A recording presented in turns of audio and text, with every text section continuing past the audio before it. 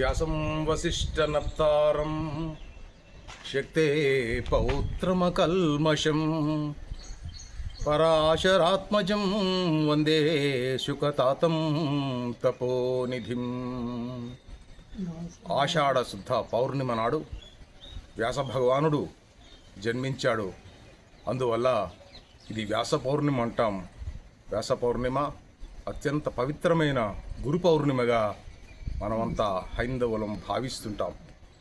గురువుకు తగిన ప్రాధాన్యత ఇచ్చిన వాళ్ళలో మనం తొలి గురువుగా వాసుదేవుణ్ణి, కృష్ణుణ్ణి ఏ విధంగా అనుకుంటామో, తదనంతరం వ్యాసుణ్ణి కూడా మనం విష్ణు స్వరూపుడుగా, వ్యాసాయ విష్ణు రూపాయ అంటాం, విష్ణు స్వరూపుడుగా అంటాం.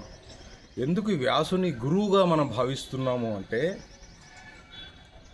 మన అష్టాదశ పురాణాలని రచించినవాడు, వేదాలని 4 వేదాలుగా విభజించిన వాడు, అనేక పురాణాలు రచించినటువంటి వాడు, వీటితో పాటుగా మహాభారత, భగవద్గీతలను కూడా అతను రచించి మనందరినీ సన్మార్గంలో నడిపించేందుకు, భక్తి మార్గంలో నడిపించేందుకు వ్యాస భగవానుడు మనకి గురువుగా మారాడు.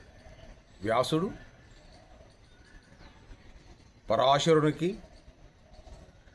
సత్యవతికి పుట్టినటువంటి వాడు. మనం కృష్ణ అనే ముగ్గురిని అంటాం. మన హైందవలం కృష్ణ అనే ముగ్గురిని అంటాం. మొదటివాడు భగవాన్ కృష్ణుడు, రెండవ వాడు కృష్ణ ద్వైపాయనుడిగా ఉన్నటువంటి వ్యాసుణ్ణి, మూడవ కృష్ణ ద్రౌపదిని అంటాం. ముగ్గురు కృష్ణులు అంటాం. అంటే వీరందరినీ కూడా మనం ఈ సందర్భంగా ఎందుకు తలుచుకుంటున్నామంటే, వ్యాసుడు ఎంత ఉత్తముడో, ఎంత పండితుడో, అతని కుమారుడు కూడా శుక మహర్షి అంత గొప్పవాడు.